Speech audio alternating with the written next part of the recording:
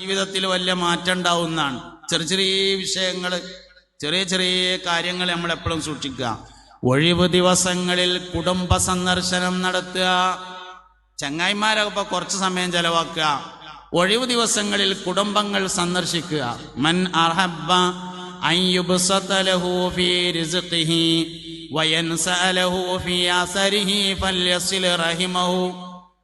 ആയുസ് ദീർഘമാവണമെന്നും ഭക്ഷണം വിശാലമാകണമെന്നും ആഗ്രഹിക്കുന്നവൻ കുടുംബബന്ധം ചേർക്കട്ടെ എന്ന് മുത്തുനബി സല്ലല്ലാഹു അലൈഹി വആലിഹി വസഹ്ബിഹി വസല്ലമ തങ്ങൾ പറഞ്ഞിരിക്കുന്നു.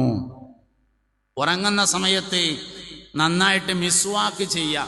മുസ്തഫ നബി സല്ലല്ലാഹു അലൈഹി വസല്ലം അങ്ങനെ ചെയ്യുമായിരുന്നു എന്നാണ്.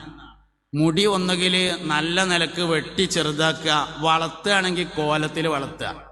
ഒന്നുകിൽ സിദ്ദീഖ് റളിയല്ലാഹു അൻഹുവൊക്കെ സ്ഥിരമായി മുടി കളയുന്ന ആളായിരുന്നു.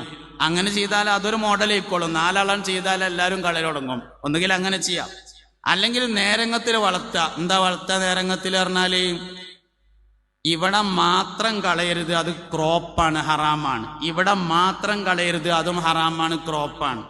ഇവിടെ മാത്രം കളയരുത്, അതും ഹറാമായ ക്രോപ്പാണ്. പിന്നെന്ത് വേണം? ഒന്നിച്ച് വളർത്തിയിട്ട് ഒന്നുകിൽ ചെവിയുടെ നേരെ വെട്ടുക, അല്ലെങ്കിൽ ചുമല് വരേക്കും നീട്ടാവുന്നതാണ്. അതിൻ്റെ താഴത്തേക്ക് നീളാൻ പാടില്ല. വളർത്തുകയാണെങ്കിൽ നല്ല മട്ടത്തിൽ വളർത്തുക, അല്ലെങ്കിലോ മുടി മുഴുവനായിട്ടും ഒന്നുകിൽ ഒരുപോലെ വെട്ടിച്ചെറുതാക്കുക, അല്ലെങ്കിൽ ബ്ലേഡ് ഉപയോഗിച്ച് മുഴുവനായിട്ടും മുണ്ടനം ചെയ്യുക. മനുഷ്യന്റെ കോലം, മനുഷ്യന്റെ രീതി, അവന്റെ പെരുമാറ്റങ്ങൾ അവന്റെ വ്യക്തിത്വത്തെ സ്വാധീനിക്കുന്നുണ്ട്. ഇന്ന നോക്കിയാൽ അറിയാം ഞാൻ എങ്ങനെ ഇക്കാരം. നിന്റെ കോലം കണ്ടാൽ, ഓരോ മനുഷ്യന്മാരെയും കോലവും രൂപവും കണ്ടാൽ അവരെങ്ങനെ ആയിരിക്കുമെന്ന് മനസ്സിലാവും. അതുകൊണ്ട് കുറേ ആൾക്കാരിന്ന് മുടിക്ക് ബാധത്ത് ചെയ്യുന്ന ആൾക്കാരാണ്. കുഴപ്പമൊന്നുമില്ല, വളർത്തുകയാണെങ്കിൽ വളർത്തേണ്ട കോലത്തിൽ, അല്ലെങ്കിൽ ഒന്നിച്ച് ഒരുപോലെ വെട്ടിച്ചെറുതാക്കുകയോ അല്ലെങ്കിൽ ഒന്നിച്ച് വടിച്ചു കളയുകയോ ചെയ്യുന്ന രീതി നമ്മുടെ ജീവിതത്തിൽ സ്വീകരിക്കാം. എപ്പോഴും നമ്മൾ ധരിക്കുന്ന വസ്ത്രം നെരിയാണിക്ക് മുകളിലാണെന്ന് ഉറപ്പുവരുത്തുക. വൃത്തിയുള്ള വസ്ത്രങ്ങൾ മാത്രം ധരിക്കുക. പരമാവധി ജമാഅത്തിന് പള്ളിയിലെത്തിച്ചേരുക. ചീത്ത കൂട്ടുകെട്ടുകൾ ഒഴിവാക്കുക. നല്ലവരോട് മാത്രം കൂട്ടുകെട്ടുക. അറിഞ്ഞോ അറിയാതെയോ തമാശക്ക് പോലും, കമ്പനിക്ക് പോലും, രുചി അറിയാൻ പോലും ലഹരി വസ്തുക്കൾ ഉപയോഗിക്കാതിരിക്കുക.